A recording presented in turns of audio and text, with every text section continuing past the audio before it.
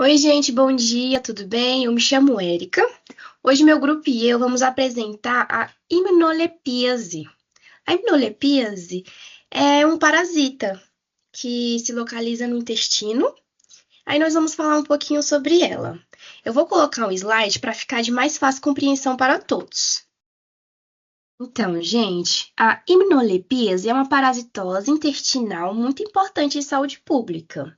Ela é um verme chamado de Immunolepise nana, conhecido como Athenia nan, porque ela é bem pequenininha em comparação aos outros parasitas intestinais. Apesar dela ser bem simples, essa doença é bastante relevante, porque ela afeta milhões de pessoas no mundo, principalmente em regiões mais pobres e com condições precárias de saneamento básico. A definição dessa parasitose é que ela é causada pelo Immunolepis nana. Ela acontece quando uma pessoa ingere ovos do parasita, geralmente por meio de água ou alimentos contaminados. E esses ovos acabam desenvolvendo dentro do intestino da pessoa, onde os vermes crescem e provoca os sintomas. Agora eu vou falar um pouquinho sobre a importância em saúde pública. Bem, essa parasitose ela é considerada um problema de saúde pública porque ela é muito comum no ser humano, principalmente em crianças. E ela pode acabar causando desnutrição, atraso no crescimento, dificuldades de aprendizado. Então, ela impacta diretamente na qualidade de vida das pessoas afetadas. A relevância da doença escolhida é justamente pela sua alta prevalência, e pelo fato de ser muitas vezes negligenciada pelo governo. Por ela ser uma parasitose intestinal, muitas pessoas não dão a devida atenção, mas ela pode trazer muitas complicações sérias se não for tratada corretamente. Agente etiológico. O nome científico do parasita é Immunolepiase nana. Aqui é Immunoleps nana. É o principal agente. O reino dela é Animalia, o filo dela é Platyhelminthes, a classe dela é Cestoda, a ordem dela é Cyclophilidea, a família dela é Hymenoplepidae,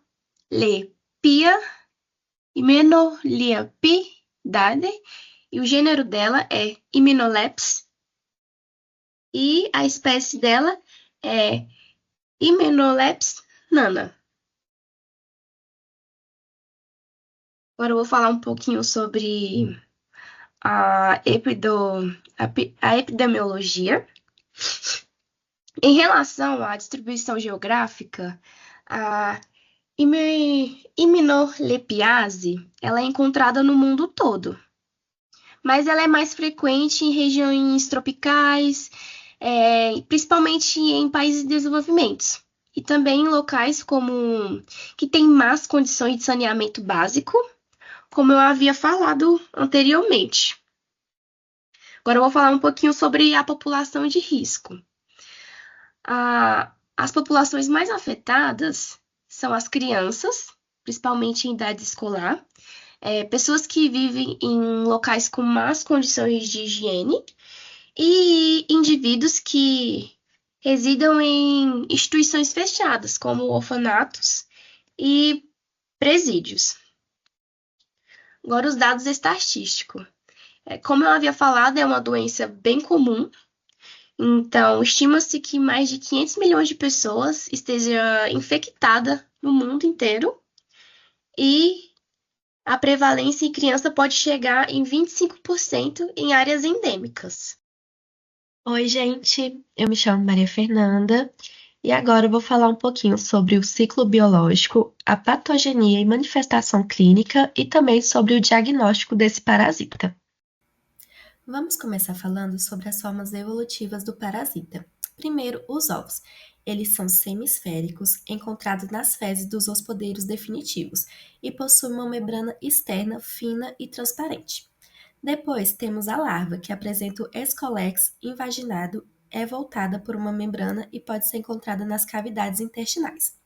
Por fim, o verme adulto, que tem vida curta, com cerca de 14 dias, habita no intestino delgado e apresenta o excolex e várias proglotes, podendo variar de 100 a 200.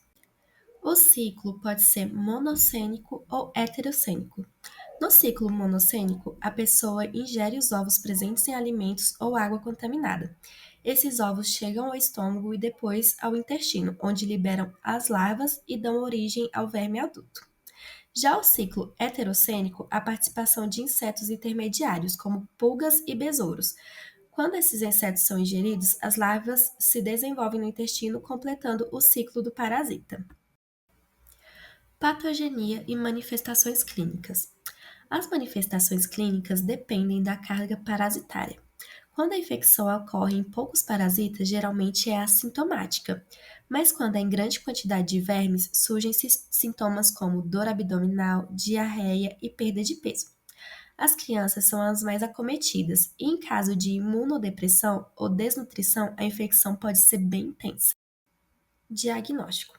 O diagnóstico é feito pela análise de fezes com a identificação dos ovos do parasita. Também pode ser confirmado por meio de exames laboratoriais microscópicos. É importante lembrar que o diagnóstico precoce ajuda a evitar complicações e reduzir a transmissão. Eu sou a Júlia e vou apresentar uma das formas de tratamento, que é o medicamento mais usado, o Praziquantel. Ele costuma ser administrado em dose única de 25 mg por quilo de peso corporal via oral. Outra opção é o albendazol, que pode ser usado em esquemas de alguns dias, dependendo do caso.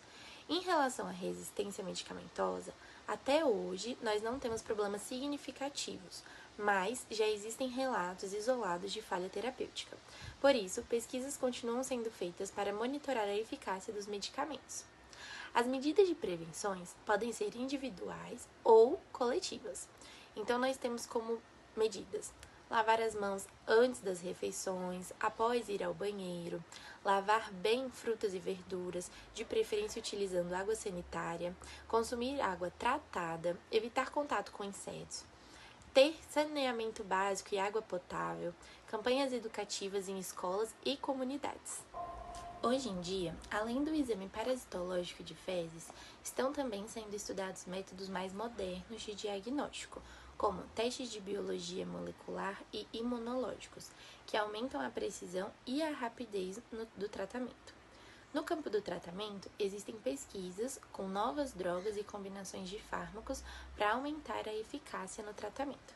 Em relação à vacina, ainda não existe nenhuma disponível, mas alguns estudos também buscam identificar proteínas do parasita que possam ser utilizadas futuramente para desenvolver uma imunização. O biomédico tem um papel essencial em todo esse processo, atuando não só na identificação, mas no diagnóstico, tratamento e também na educação em saúde da população. No final, é importante lembrar que pequenos cuidados de higiene podem interromper o ciclo de transmissão e proteger a comunidade contra essa parasitose.